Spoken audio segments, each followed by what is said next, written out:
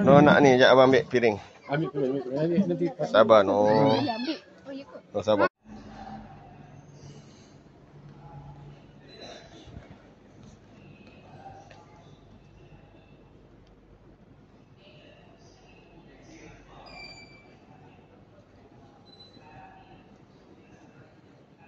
Profesional tentang penceramah kita selepas ini. Beliau merupakan graduate daripada Universiti Islam Antarabangsa Malaysia.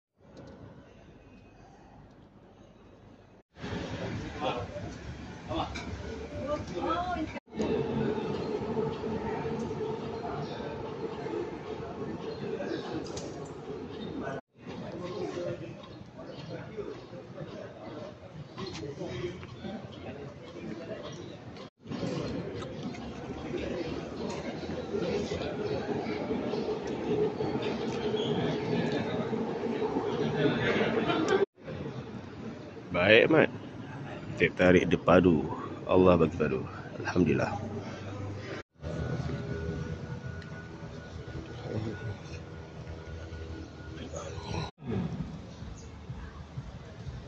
Sementara itu 13 dan sehingga hari ini 18 Mei 2025 untuk mempromosikan National Training Week NTW. So basically Pak Is, apa sebenarnya NTW ni Pak Is? Okey, kepada kamu semua, apa yang tak tahu apa National Training Week ni, apa NTW adalah sebuah inisiatif daripada National Defense Malaysia yang kami tawarkan kepada semua kira-kira yang berapa daripada umur 5 tahun kepada senior citizen yang nak belajar kursus percuma, contoh communication skills ke, nak belajar AI, Excel, PowerPoint, Microsoft Word secara percuma. Scan QR code yang terpampang di main entrance ada NTW booth dekat depan ni, or otherwise boleh terus NTW dekat Google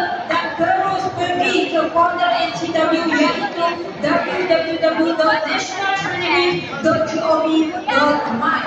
Kepada ibu bapa juga yang nak bawa anak-anak hias buku secara percuma pun ada di bawah ini.